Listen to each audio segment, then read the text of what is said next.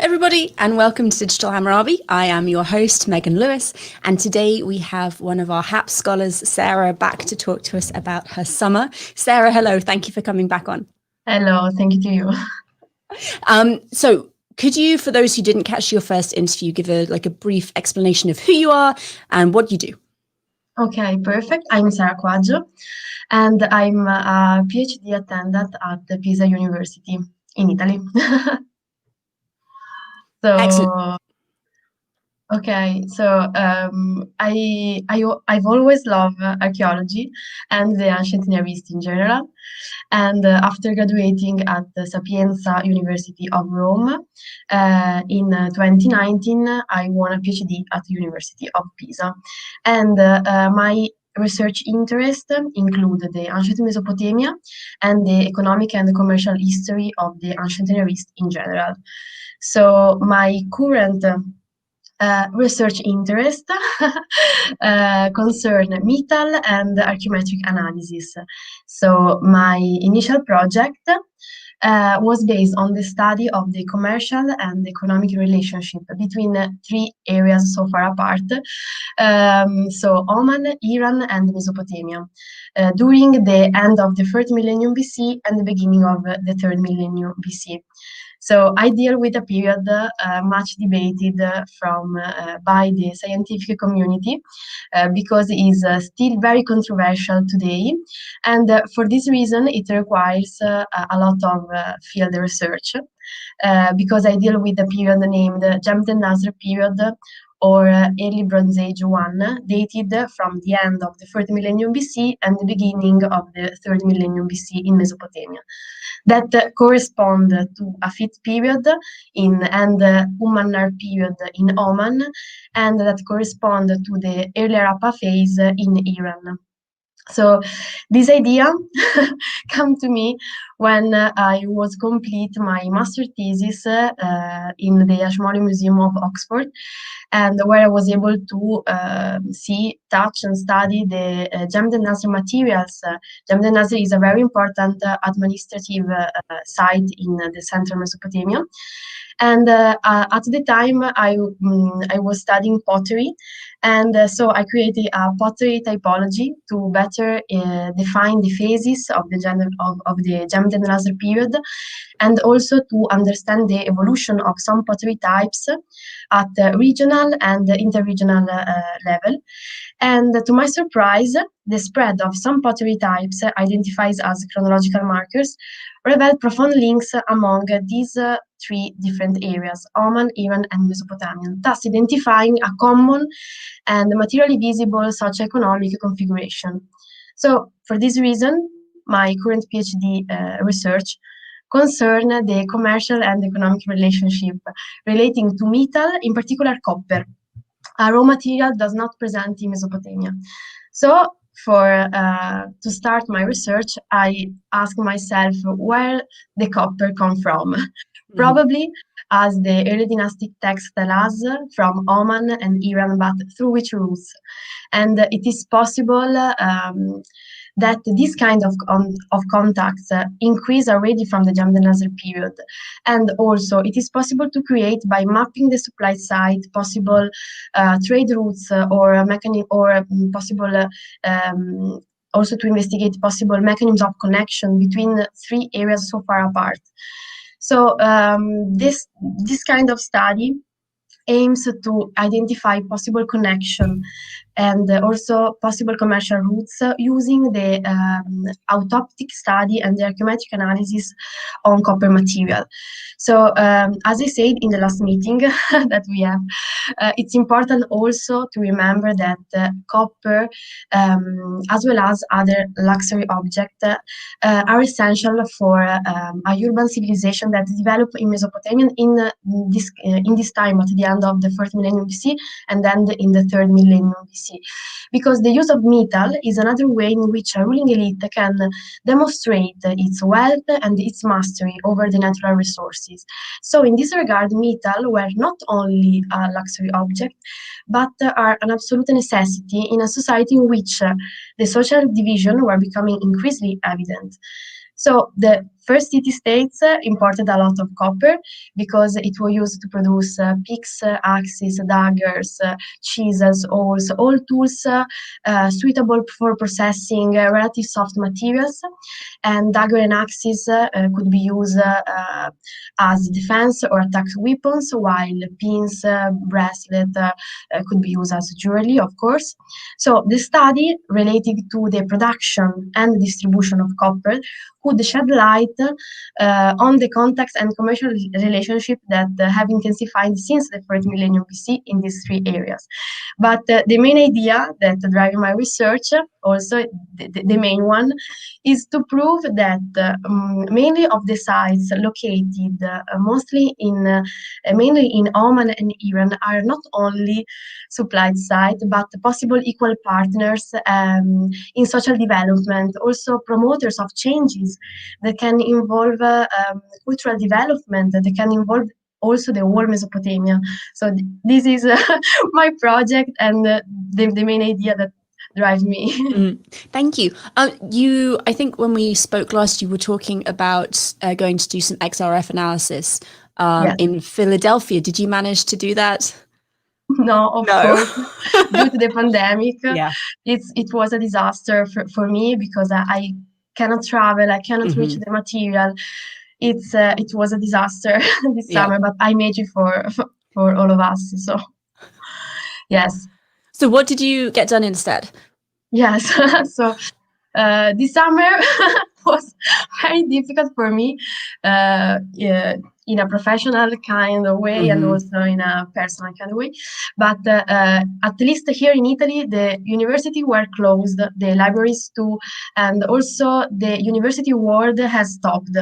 So my program suffered a lot. Now I should have been in Philadelphia to do XRF analysis, to see and study the ur materials preserved in the Pearl Museum. So for me, it was a disaster. But in the meantime, however, I also had to modify my project with my tutor, given the pandemic, given the impossibility to reach the material, and also the impossibility to travel in general. So this summer, I focused on creating a database that contain as many materials and objects as possible and that could communicate the data within it. So I hope once I have gathered all the information to make statistical analysis based on more information like recurrences of object or traces of uses, traces of processing, state of conservation, and also the chemical elements present in an object, of course. And another important change that I had to make is the case studies, because now I focus my research only in Oman and Mesopotamia for a total of 78 sites instead of 99 sites, because Iran is impracticable. I cannot reach Iran and the material of Iran, so I have to delete Iran from my project from this area. And but I studied in more detail Oman and also the production site relating to copper object in Oman. And I also mapped the sites and the mining in Oman on the GIS platform. And if you want, I can show you. Yes, please. GIS. That would be wonderful. I don't know how to share my screen. Do you have a button down on the bottom of your screen? Yes, yes. Sorry. No, don't worry. Let's see. Okay, share screen. Go. Okay. Now you can see. Yes, let me just add that in. There we go. So I mapped all the sites, the 79 sites of interest. Here we have the site of Mesopotamia and here of Oman. And for example, the GIS platform is a georeference program, very important, because with the GIS, GIS is a very important tool for us because we can do statistical analysis, network analysis, starting from spatial criteria like proximity, inclusion, overlapping, and so on.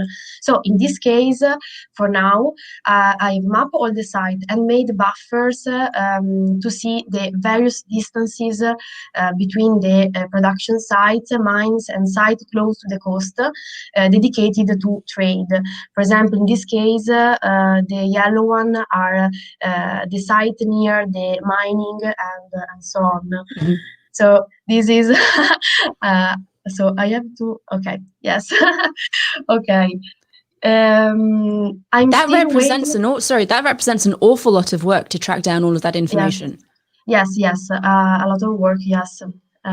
Also boring because I have to insert all the data for all the objects because statistical analysis is based on a lot of data. So it's a hard work, but if I cannot travel to reach the material is the only way. It's the only way you can do it. The only way to find some other information, other characteristics. So it's that, and I'm still waiting to do the XRF analysis because XRF analysis are so important for me because it determines the qualitative and quantitative data on a material. Because, for example, it can determine the chemical elements present in a sample, and this is the qualitative data, and also the percentages of these chemical elements present in a sample, and this is the quantitative data. And this kind of understanding the chemical percentages present in a sample is extremely important because it highlights the production qualities, the technological culture, and so I hope to do in the future, maybe. And once all the data have been collected, I would still like to create a typology to better identify the similarities and differences between all the repertoire collected. And secondly, I would like to create a specific typology that allow me to create not only a relative chronology, but also possible chronological markers where it's possible, of course. So yes, to be able, also I hope to be able to statistically recognize the recurrences on the materials in order to better identify the most used or transported or request objects in this period, in these areas. And secondly, thanks also to the typological and chemical study of copper, maybe, I would like to investigate the place of origin. Also, thanks to GIS program, I would also like to investigate the place of origin, the place of extraction, and this kind of study allow me to examine more closely the commercial relationship between these three areas. And finally, maybe from the overall study of the materials, it will be possible also to shed light on the local redistributive trade, and also to answer questions still unresolved on the role and the status of the craftsmen linked to this kind of trade, and also to the elites who benefited from it. So it's a big job, but I hope to complete in this 2 years because you can do it despite the pandemic. I do have a quick question. What do we know about how this material was worked? Was it processed in Oman and then transported, or was it transported as a raw material and processed and refined in Mesopotamia? It depends, because sometimes it was transported like a raw material in ore, and or maybe in also in Iran. They make like they made like a powder to transport, and they transport also ring, for example, or ingots. And then with the cold working by hammering, they create object. Daggers, for example, is the most the most worked object. by cold hammering, because copper is a very soft material, so it's easily to work. And do you look at all at how, like, where these objects are found, not geographically, but what kinds of contexts they're found in?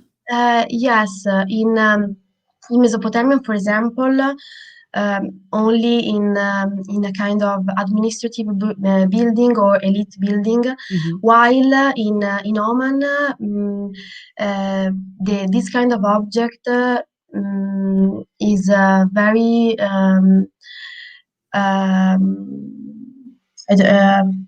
I don't know the word in English, but is it's simple to find in every context, like domestic Ubiquitous. context.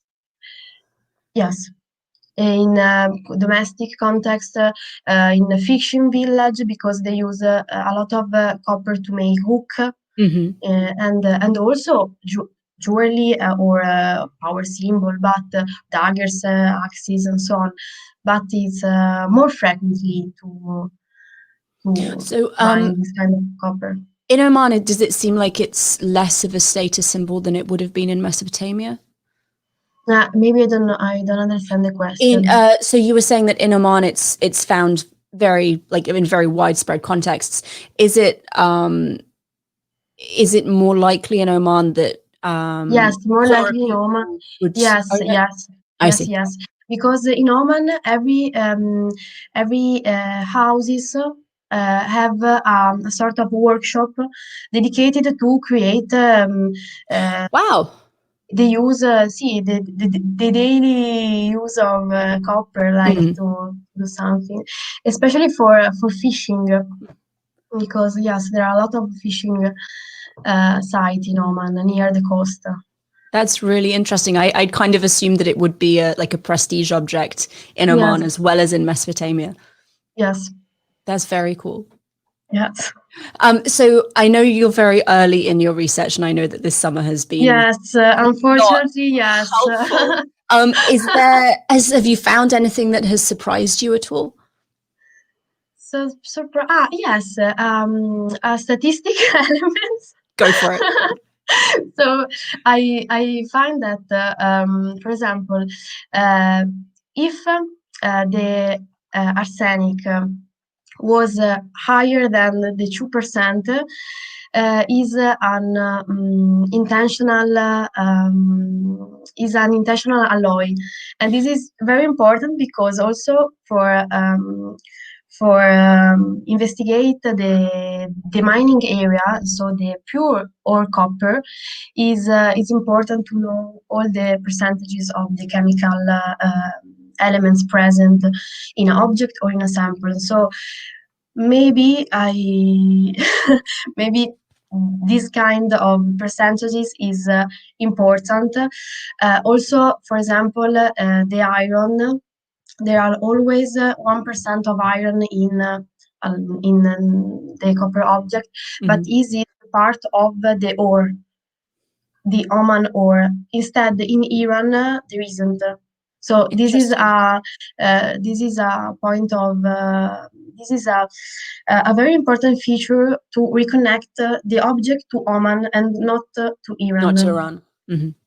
That's very interesting. And so how do you know the chemical composition of ore in the ground in Oman?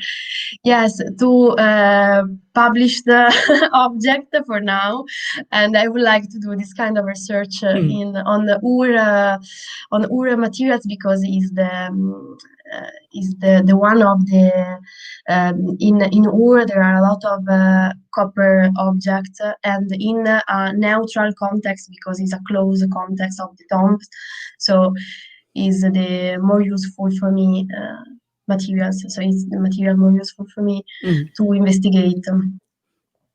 Yes. Excellent. Thank you. We have had actually several questions. So I am going to go to a very brief break because my son is shouting at the top of the stairs and he should be asleep. So we will have 60 seconds for me to run and make sure he's not doing anything he shouldn't be doing. And when we get back, we will answer, well, Sarah will answer your questions. So if you have questions for her, please put them in the side chat and make sure you tag me. Thank you. If you'd like an expert to answer your questions, then make sure you join us live next time. Check out digitalhammurabi.com/calendar for details of future interviews. And remember to bring your questions.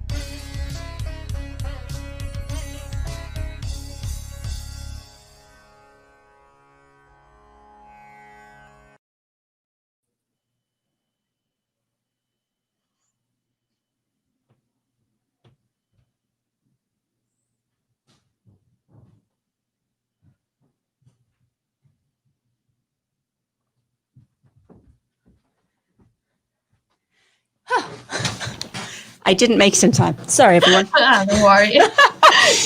All three of them got their flu shots today, so he had to tell me that his leg hurts. So I understand your leg hurts. It is bedtime. Go to sleep. Okay, let's take a look at these questions then. Let's have a look. Okay, first question. Do we know anything about deforestation during this period? I assume because you need such high melting points for copper. Yes. But not in this, especially in this period. In the middle of the third millennium, there are a lot of deforestation. But in this period, seems not. Only the sea have rise about 4 meters. Sorry for my bad English, but your English is far better than my Italian, so please don't apologize. No, but yes, only the sea was 4 meters higher than now. But for deforestation, at the end of 4 millennium in Oman and Mesopotamia, not really. Only in the third millennium BC we have a lot of deforestation that also could be also due to the climate changes in the third millennium BC. Thank you very much. 🀭P says, we actually did cover this earlier. Were they exporting like finished products or yes, matter, but yes, yes. No Name would like to know whether the Chinese got their tin from the same sources as Near Eastern societies. I have no idea. Me too. I don't know, because I know that there are a lot of copper mines, but also silver or gold mines in Turkey and in Cyprus, and maybe from from there, but from Oman, I don't know. I don't think so, but I don't know. Sure. Thank you. I'm not sure. 🀭P again. How did the copper trade change when bronze was developed? Was there more competition for copper or for tin? The trade of copper didn't change so much because bronze is an alloy with the copper. So I don't know. Was there more competition for copper or for tin? In this time, for copper. And then I don't know, because copper it was used as the useful and the cheaper material. So it had always it was always in demand. Yes, was always in demand for this kind of use. Thank you. So if copper was so important, why was it that the nations that exported it never got as big as like Egypt, Mesopotamia, and the Hittites? That's a good question.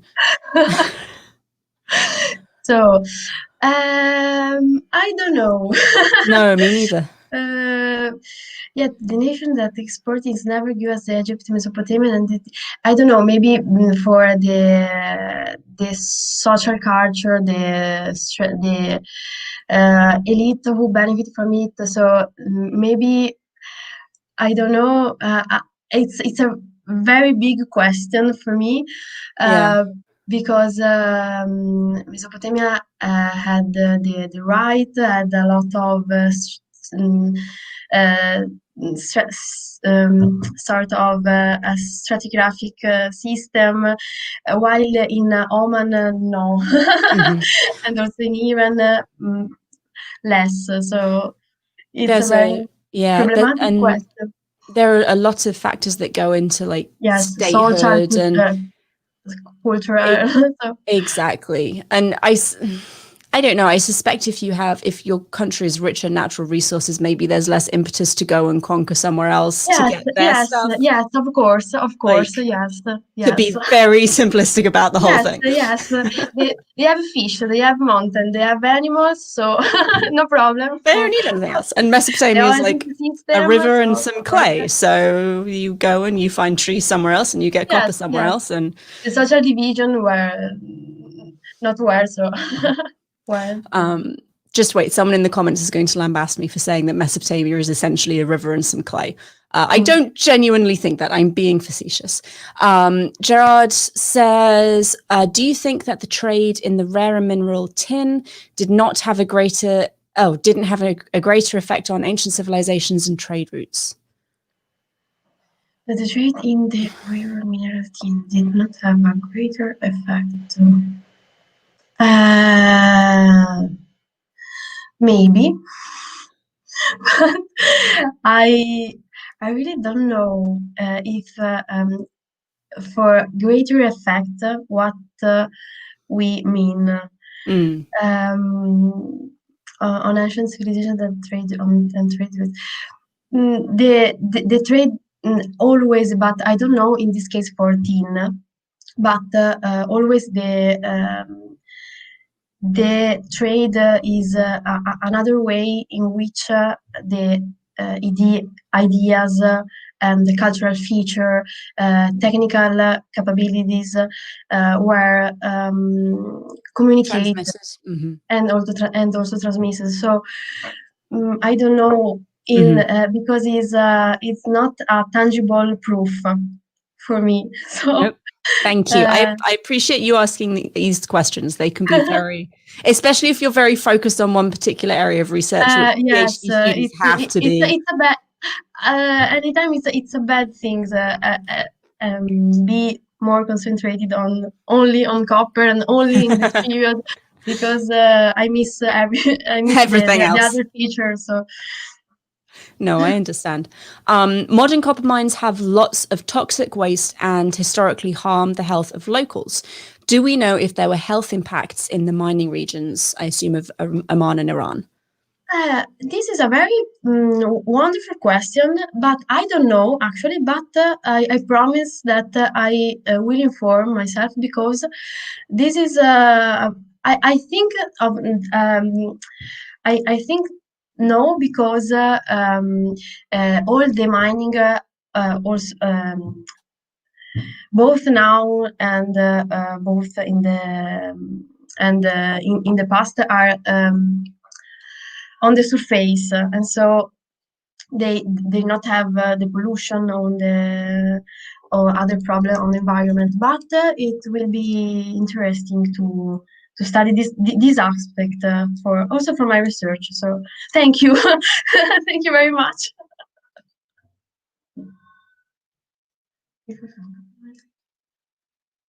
Yes, yes. In this kind, yes, and I know it from pottery because in Oman, in a lot of tombs like the Afit tombs, we have a lot of Jamd and Nazr pottery. That is a particular kind of pottery, is a glazed pottery and also red. And the Jamd and Nazr pottery have only 3 colors, and so yes, there is the sign of contamination, especially in the material culture like pottery, the most used object.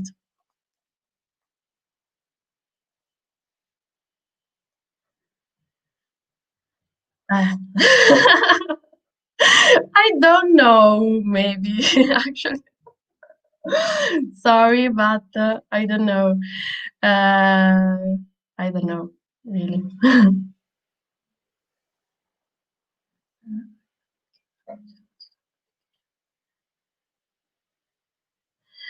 Yes, but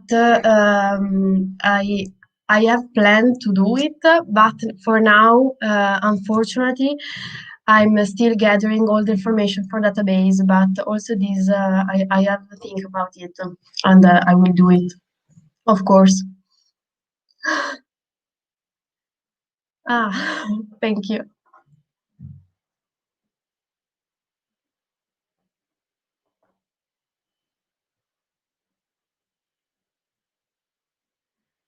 But Megan, I didn't hear you. I muted Okay. myself. That's a good Okay. question. I hope I wasn't muted for very long. Yeah, sorry, but No, I wanted to say thank you, because I always learn a lot from these discussions, and I've never looked into the copper trade myself. I'm so sorry for my bad English. I would like Don't to know, explain in more detail, but seriously need to stop apologizing. You're doing amazingly. I'm thank you. just quickly running down to see if there are any more questions. Duncan Law says, do we have evidence of the sea peoples trading tin? Sea people. Don't know. Yes, from the second millennium. Ah, Yeah, a little bit. yes, we have a lot of text about this in also in the Akkadian period by Sargon. We had a lot of texts that prove that exists this kind of trade, but not in the first millennium BC, because we have any writing text. So this is a chat for my kind of trade, for this kind of trade. And Alex wants to know if there's any mention of Spain and the British Isles in Mesopotamian. I don't think there's any record of them in any Mesopotamian records with regard to tin or anything else. No, unfortunately not. That would be quite the discovery. Yes, of course. Let me... one last question, and then we are, well, two things. Gubapi would like you to know that your English is brilliant. Thank you very much. Thank you. Thank you. And last question before we wrap things up. I suspect this person missed the beginning. What time period does this research cover exactly? How far back do you go? Perfect. The end of the third millennium BC and the beginning of the third millennium BC. That is the Jamid and Nasr period, or early Bronze Age 1 for Mesopotamia, the Hafid period or Umayyad period from Oman, for Oman, and the early Harappan phase for Iran. Wonderful. Well, that is everything for today. Sara, thank you again for joining us. Thank you too very much. And thank you also for your work. It's so important for all of us. So thank you. Thank you very much. We are happy to do it. And if you are new to the channel and you don't know what the HAPS Fund is, it is a summer scholarship program. It's an official nonprofit. Very useful. Yes, so we provide money to PhD students like Sara who are doing research over the summer, because invariably students don't get paid over the summer, which makes it really hard to do things like research and also eat and pay your rent. So yes, and so also thank you for who donated and also voted for my project. Thank you to you. Thank you very much. Thank you. Yes. Thank you. And there is a link to the website in the description of this video if you want to know more. Sara, thank you again, and good luck with the rest of your research. Yes, thank you, and good luck to you too. Bye. See you, everybody. See you soon. Until next time, resist poor scholarship. Always ask, how do you know that? Digital Hammurabi is made possible by generous sponsorship from our patrons. Their support means that we have the technological and academic resources necessary to bring the ancient world directly to you. If you want to join the team, go to patreon.com/digitalhammurabi to see how you can help.